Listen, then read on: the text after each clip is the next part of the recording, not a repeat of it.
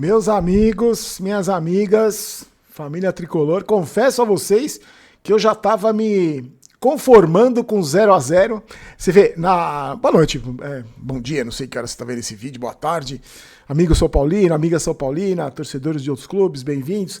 Acabou agora lá em Caxias do Sul, São Paulo 1-0, mais um gol do Luciano dentro da área, né? Como a gente sempre falou aqui. E eu não vou, eu vou dar um recado já. Só é que pós-jogo sempre vem um público diferente, que não é aquele público que vem aqui todos os dias. Eu não vou responder para Enzo Carente, tá? Porque o Enzo Carente vai vir aqui, fala do Luciano. Nem vi os vídeos que eu falo que o Luciano tinha que jogar na posição certa. Na verdade são Enzos carentes, que eles não têm a atenção do papai e da mamãe, que é a minha atenção. Então não responderei para Enzos carentes. Os mesmos Enzos carentes que comentaram outro dia, depois do jogo contra o Flamengo, mas não era culpa do Zubeldia, então não responderei para Enzos carentes. Quem assiste aqui a gente todos os dias, ou até depois dos pós-jogos, sabe que a gente sempre falou que o Luciano tinha que jogar onde ele fez os gols, contra o Corinthians e hoje contra o Juventude, dentro da área. Mas na live do intervalo, a gente estava conversando, falando, eu tinha comentado, o jogo tava feio, tava sonolento, e a gente tava comentando que eu falei, o São Paulo não tem nenhum craque, né? Não tem nenhum jogador um protagonista, um grande protagonista, um jogador que chama a responsabilidade, que pode decidir numa jogada individual.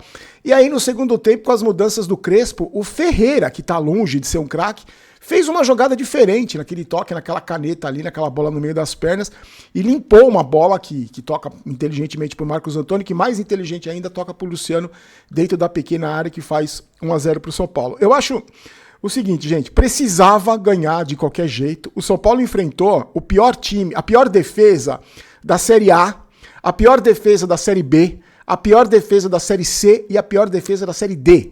Nenhum clube das séries A, B, C e D tomou mais gols do que o Juventude. Então, simplesmente não podia passar em branco hoje, mesmo que o time não tenha feito um grande jogo, não tenha feito um jogo espetacular, até porque eu acho que esse elenco dificilmente vai fazer um jogo espetacular.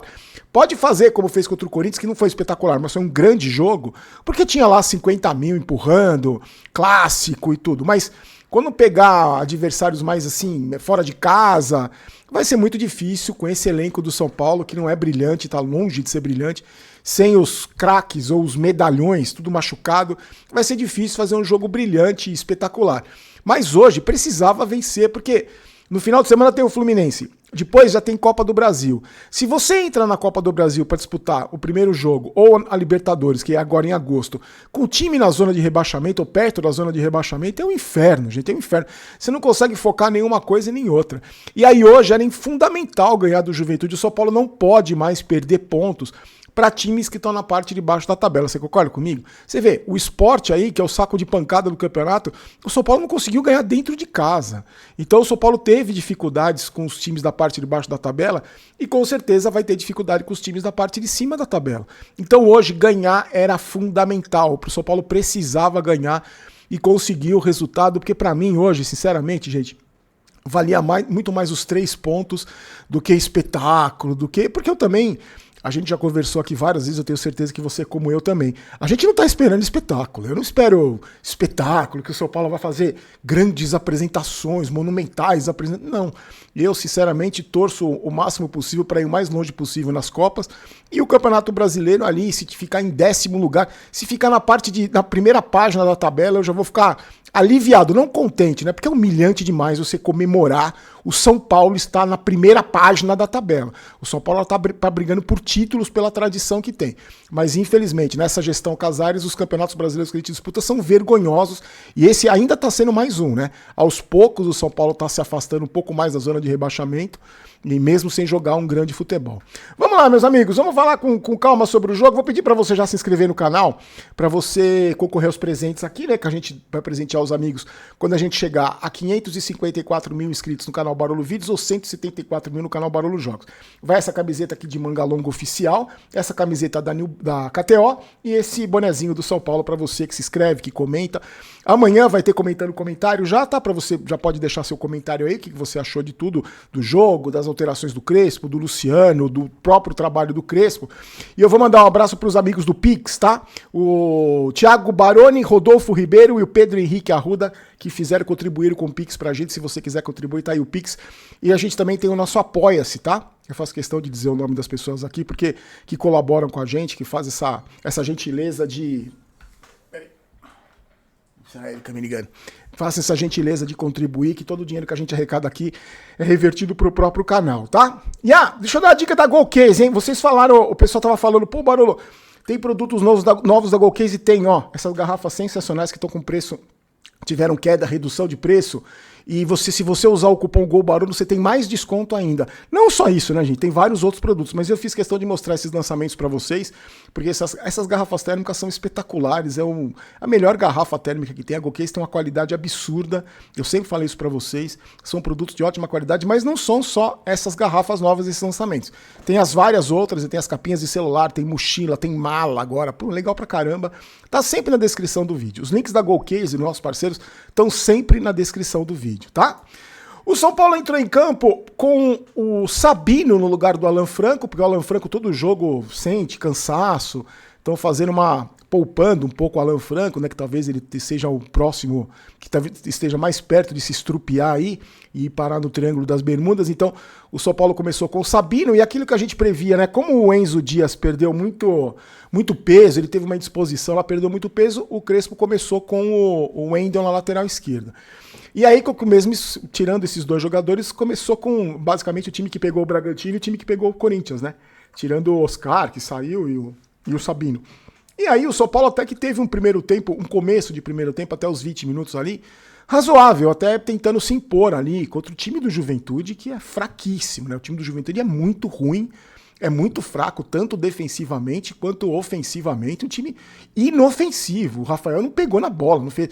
Acho que o Rafael deu uma saída de bola ali num cruzamento, um time muito limitado, por isso que precisava vencer o Juventude. O São Paulo não criou grande chance, teve algumas finalizações, o goleiro deles até trabalhou um pouco, mas no final, a partir dos 30 e poucos minutos, o Juventude começou a rondar um pouco mais a área do São Paulo, sem criar nenhum perigo, sem criar nenhuma chance, mas não é que equilibrou o jogo, mas pelo menos começou a dar um pouco mais de preocupação para a defesa do São Paulo. Mas o primeiro tempo terminou no 0-0, chatíssimo, um jogo chato, um jogo sem grandes emoções, um jogo feio, assim, tecnicamente muito abaixo, né, com jogadores errando muito. Hoje você vê, os nossos dois alas hoje, o Wendel e o Cédric, não acertaram um cruzamento. O Cédric, ele tentou dar uns 50 cruzamentos, não acertou nenhum. Tanto que ele foi substituído no segundo tempo e teve o contrato renovado por mais 3 anos, né? Enquanto isso, vamos lembrar, o Moreira tá lá em Portugal. O Porto já colocou o Moreira para fazer a pré-temporada, que ele estava no Porto B, vai fazer a pré-temporada na Áustria. O contrato de empréstimo termina no final do ano, lembrando que o Moreira foi de graça pro Porto, e se o Porto quiser comprar, vai pagar 16 milhões de reais no Moreira. Agora eu pergunto para você acha que o Moreira é pior que o Cédric? Você acha? Que tinha que emprestar o Moreira e renovar 3 anos o contrato do Cédric? E pelo menos hoje não vai ter viúva do Igor Vinícius, né? Porque o Igor Vinícius é reserva no Santos. O Santos também tá um time bem fraco, tá na zona de rebaixamento, o Igor Vinícius é reserva. Pelo menos hoje não vai ter viúva do Igor Vinícius aqui, pelo menos espero, né? Bom, mas Enzo carente, de Enzo carente você espera tudo. Talvez vai aparecer algum Enzo carente. Não vou responder, não vou dar atenção pra você, Enzo. Se o papai e a mamãe não dão, eu também não vou dar atenção pra você, tá? Procura atenção de uma outra forma. E aí a gente teve muitos erros de cruzamentos dos dois alas e muita dificuldade porque o São Paulo não tem meia de criação, né? O meia de criação que o São Paulo tem no elenco hoje é o Rodriguinho, só. Que oscila muito. Hoje entrou, até que tentou, mas não é um jogador que tá, né? Teve muitas oportunidades, não é aquele estrela, não é um jogador que vai mudar o jogo, né? Ele pode até ajudar, mas não vai mudar o jogo.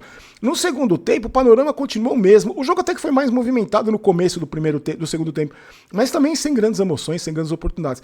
E aí o Crespo começa a fazer as alterações dele, né? Ele colocou o Rodriguinho aos 20 minutos no lugar do Cédric, jogou o Bobadilha na direita ali junto com o Ferrarese. Depois, aos 32, ele colocou o Ferreira no lugar do André Silva. E aí, aos 39, saiu o gol do Luciano. Depois ele colocou o Luan, o Enzo, o Maia, e para fechar ali a casinha. E o Juventude, mesmo sem precisar fechar a casinha, o Juventude não chegou em nenhum momento, não assustou em nenhum momento. E o São Paulo no segundo tempo, tirando acho que uma bola do Wendel, que ele bateu, ele quase fez um belo gol de fora da área ali, mas fez o gol do Luciano. Gente, era fundamental ganhar, o São Paulo ganhou, 3 pontos, o Juventude tem jogos a menos, tem outros clubes que tem jogos a menos. A rodada até que favoreceu o São Paulo, né? Porque o Santos perdeu, continuando na zona de rebaixamento. O Vitória estava ganhando do Sport, mas aí sofreu um empate no finalzinho, não foi? Então a rodada pelo menos está ajudando para o São Paulo ir se distanciando dessa zona maldita aí, dessa maldita zona de rebaixamento. Agora, domingo temos o Fluminense, vamos encarar o Fluminense em casa. O Fluminense que fez uma campanha muito boa no Mundial, 2 derrotas seguidas, a torcida já está pressionando o Renato Gaúcho, então a gente vai pegar o Fluminense em casa pressionado, acredito que num público de mais de 40 mil pessoas, e é fundamental também ganhar em casa, né? Ganhar em casa é fundamental.